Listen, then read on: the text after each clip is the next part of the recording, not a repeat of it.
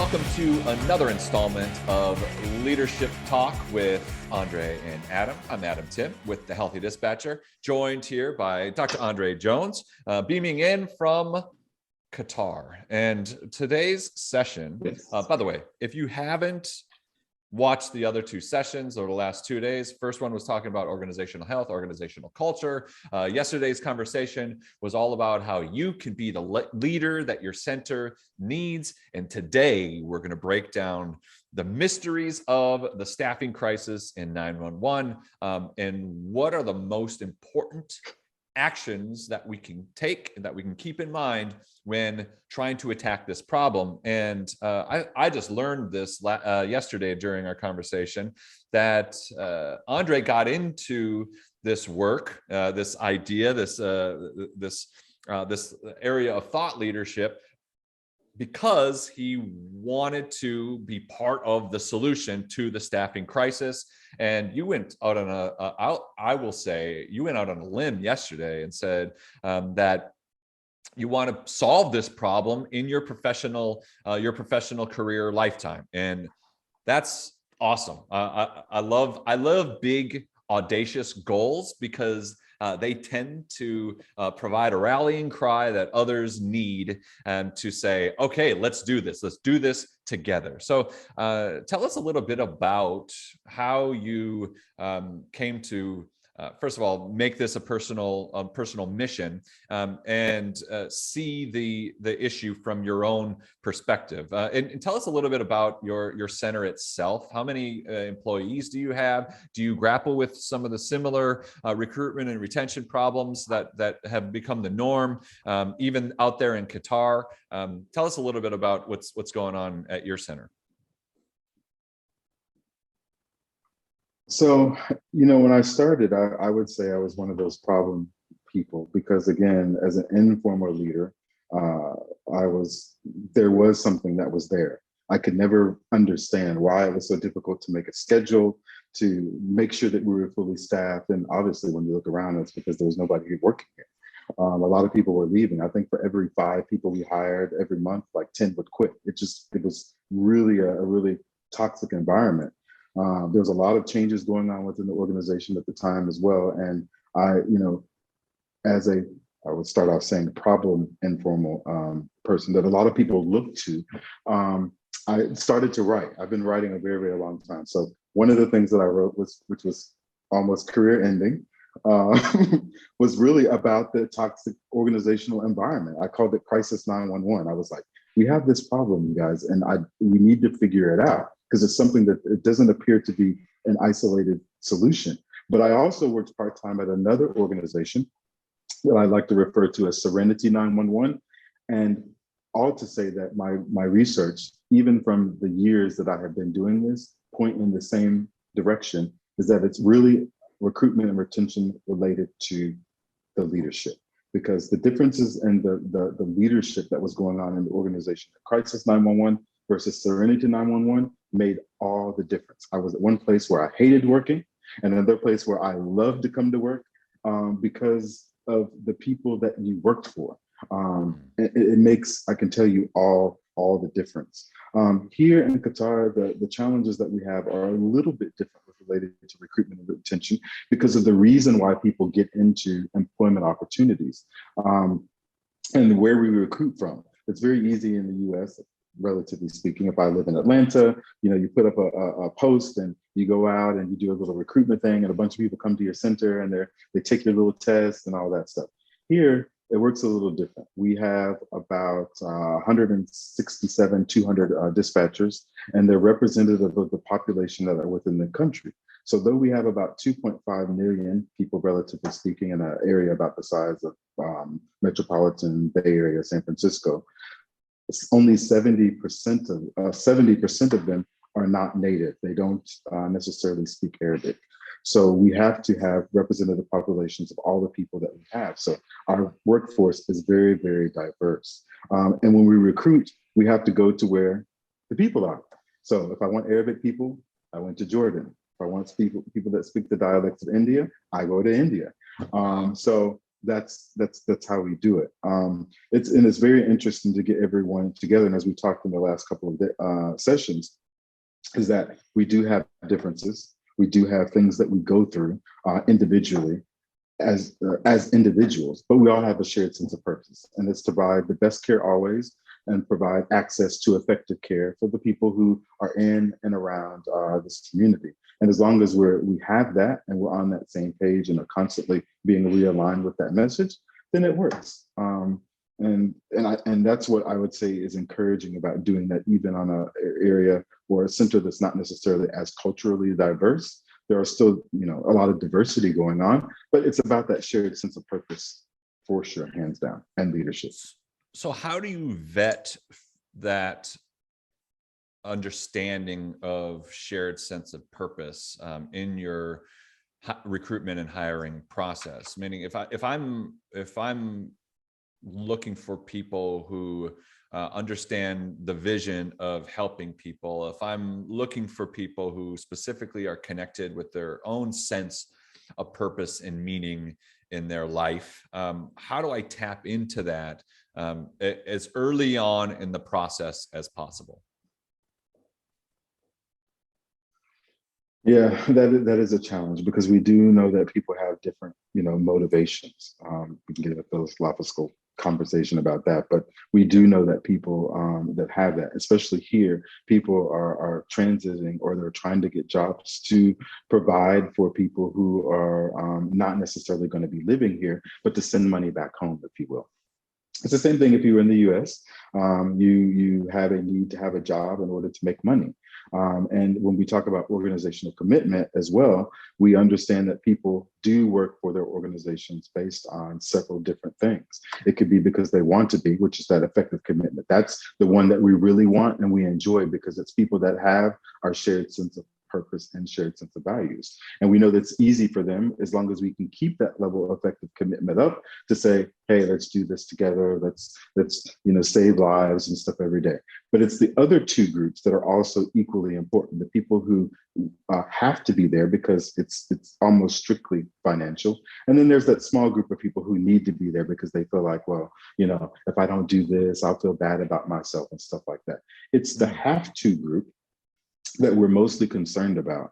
But the issue within the recruitment process is being very honest with addressing all three groups of people. I think when we as leaders, or the people in the recruitment team that go out recruiting, it's the message of, well, you're here to help people. But there are some people that, yes, they want to do that. That is their job. But there are other people who want something as well. So when you're bringing people on board, I think it's a process from the very beginning all the way through their career, and readdressing and recalibrating that alignment to understand why are they here, and then to use that, to both people's advantage. It's a mutual, as we've discussed before, it's a mutual relationship. There are things that we as an organization need from you, and there's things that you need from us as an organization. And I think we forget that. We think, well, these people, they're here to get a job. Well, we're recruiting them. We shouldn't be bullying them or, hazing them to come and work for us. And if anything, we should be begging them, you're coming to work for us. What can we do to make sure that we have the best supportive work relationship and work environment to allow you to come and work for us? Gosh, you said so much there. I was thinking about how to be self-reflective around that. Like if I'm in a leadership role at a center, and I really want people to come work for our center because we're at critical staffing, and the last hiring group, like you said, we hired 5, we lost 10. At some point, I would have to say to myself, if I were looking for a job, would I work here? And if the answer is a resounding no way, in fact, I'm one of the have tos, then that's a great place to start. And yeah. I think that some of the disengagement that we see within the walls of communication centers across the country and the world happens because we're not asking those questions on a daily basis at all levels of the organization. Why am I here? I see a lot of the chatter in the 911 related social media groups around like, I've lost my why. I don't know what I'm doing here anymore. The culture is toxic. And I've spoken to leaders who say that my job is to help my people find what their next step is. If it isn't here in our center, great, wonderful. What is it? Let's tap into a vision together of what your professional development, your next step in your professional development is. If it isn't here, because I think that if you are a have to be here, and every single day you come into the center going, oh my gosh, I hate this place. Oh my gosh, I hate this job. Oh my gosh, I hate that person I'm sitting next to for the last 12 hours and for the next 16 hours. That's coming out in your interactions. For sure. I'm curious, what is your, if you don't mind me asking, what is your staffing situation now? I mean, you have 167 employees. Are you down percentage? Are you on the upswing? Do you find that people have a shared sense of purpose, even the have to be here's? Yeah. I'll say this, that the context of this life of milk and honey is completely different than in the US. I'll be honest with you there.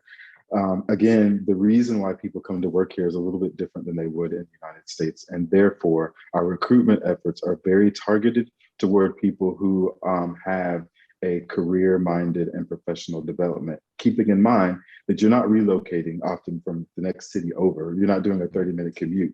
You are uprooting your entire life from your country, your family, to come and work here. So it's a lot of discussions and conversations and vetting about the why, and I think we, even on the basic level of doing that locally, being realistic about the job. And it's hard because a lot of the people that we're recruiting for this job in emergency dispatch are similar to what we're doing for paramedics, and that there's not a lot of these academies around the world. So we're, just like in dispatch world, we're recruiting people who this is very, very foreign to. So we put out these little videos and they're talking about, oh, you took one call and, you have this, this little serenity area of what you believe it works in the 911 center. And then when you get here in the center, it's completely different. And I think that is wrong of us. I think whether it's through the observation process or even the professional development conversations we have through the recruitment, saying, like you said, your end goal, your end game in life may not be to be here, but while you're here, we would appreciate you being involved as much as you can in the team environment, the cultivation, the culture, and the mission, and sharing our values for a shared simple purpose of saving lives, and how we do that. But you need to also circle back and make sure that you're in alignment. In my group, we have staff alignment meetings, and basically we're saying, what happened last week? Where do we need to go from here? Did we miss anything? Has our why changed? If the why hasn't changed, then what's the how? What's the when? What's the where?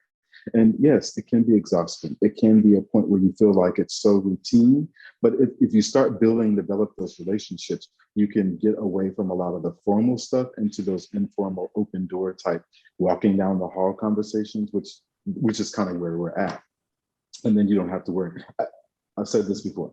When you have a good established leadership, as I saw in the research and as I've read, you really don't have to worry about your retention efforts because people will want to work with you and they want to stay.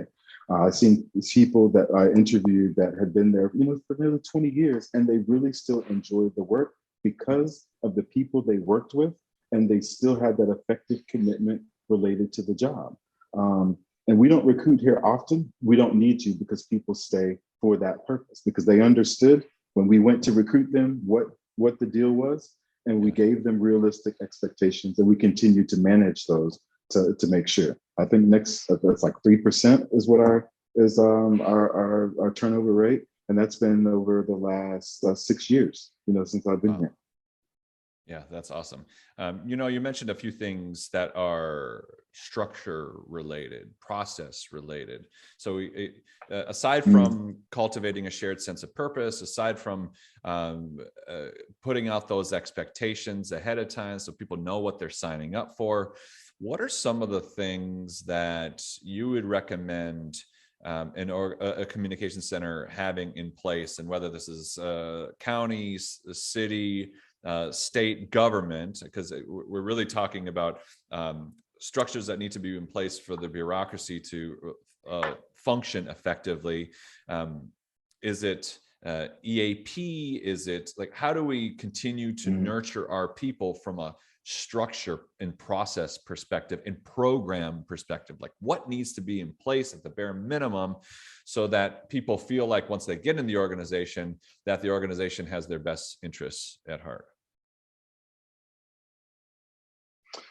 I think one of the things, Adam, that we have to be able to do is have conversations. I think that many of us, or many leaders, managers, or otherwise, they don't like to talk because, to be honest with you, a lot of and I completely get this. Moving up from various levels, I remember when I was a dispatcher, I was like, when I become a supervisor, I'm going to do this, and then you're like, okay, well, that didn't happen. And I'm a supervisor. When I become a manager, I'm going to do this.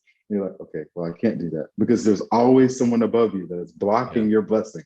You know what I mean? So, like you said, there are things that at your level you have to be able to do. I think that when we have let's talk conversations, or we have employee action committees or something to that nature, we're able to realize what we believed our perceived problems are, and then try to discuss and address them. And as the leadership, and be honest and say, why you can't do this or why you can't do that. Provide rationale, and then be still open to receiving potential solutions that, you know, may not be as bad as this or cost of prohibitive as other solutions. And I think there's on both sides. People get really discouraged, like, well, I mentioned that, like you said before. Well, we tried that before. I don't want to do this. Imagine a new director coming in. They've got all these new initiatives, and you're so in the mindset that, you know, well, we've tried this, we've done this before. Give them a chance, you know, give them an opportunity to be able to put those things in place. You know, these sessions of conversations, and be opening to venting, but giving them an opportunity to come back, as we call it in qualitative, so member checking and seeing, okay, is this what we really talked about? Is this the direction we want to go in? Yeah. And do it periodically.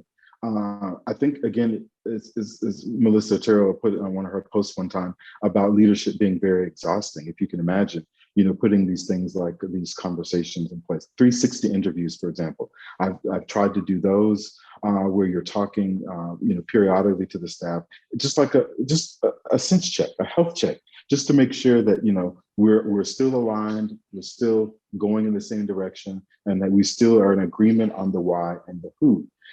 We have to take the temperature of the climate and the culture, and we don't always see that because as leaders and managers, we get very, very busy and tied up in serving the master above us. But the reality is, as leaders and managers, the people we're actually serving are the people on the front line. To be honest, that's the way that it all should be.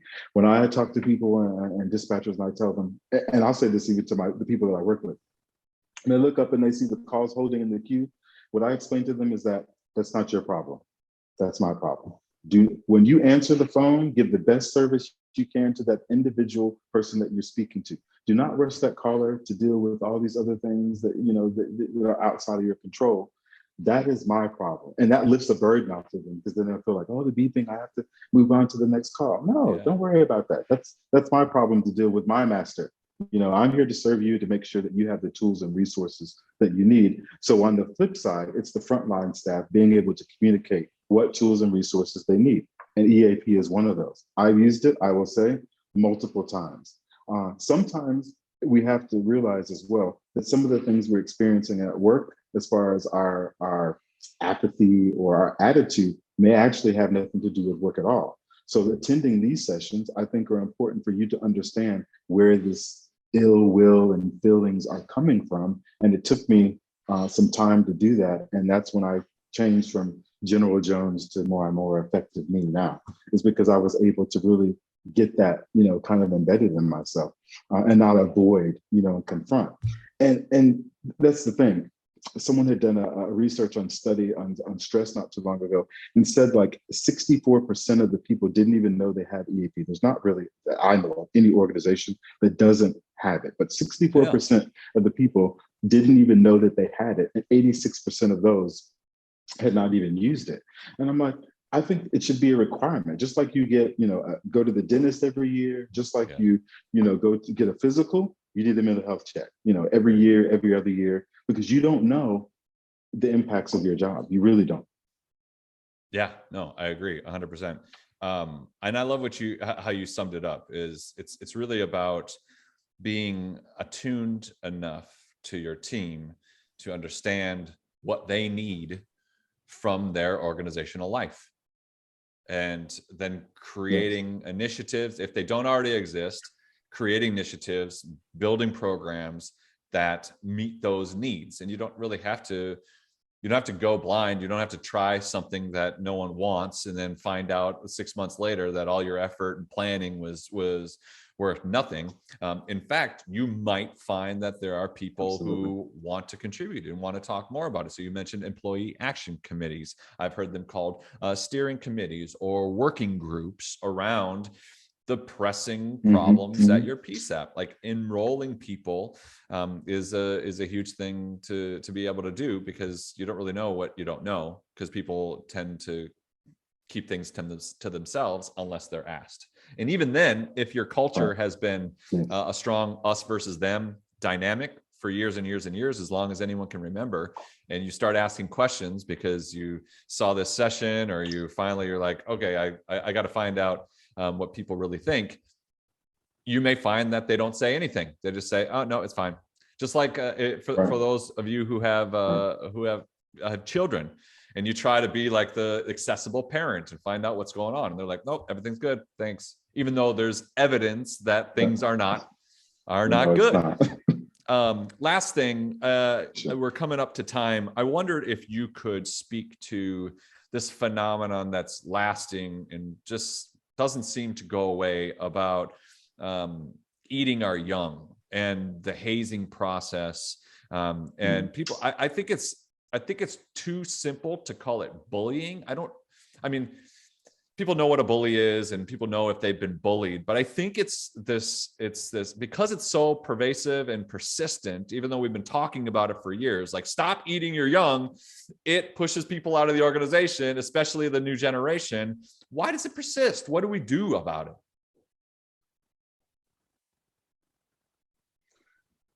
Like anything, I'm not a psychologist yet, maybe soon, but I feel like it's a manifestation of something else. It's a symptom of something else. I think because we've endured whatever it is that we've endured for so long, and we become apathetic.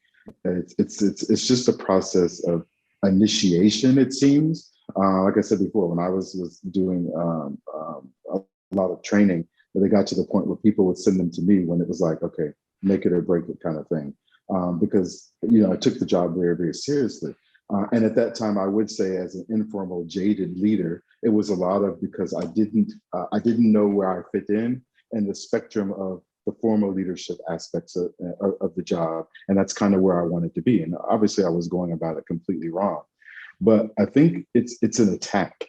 It's this lack of, as we've talked about, emotional intelligence, this awareness, interpersonal intelligence, relationship intelligence, something that we don't necessarily, we talk about this need to have teamwork, but we don't really teach people how to work together. We don't really get them to understand that even though this is your radio or your phone call, and you do independent activities, it's a very codependent relationship. I wrote about that a little bit in my study as well, and that speaks to, at least in this organization, the family environment and them working together to have that banter and that conversation, and to create, in some instances, closure, which is also very important. So I think that, again, the hazing process and this beating each other up and eating our young is a symptom of the stress. And it's basically to say, if you can take this,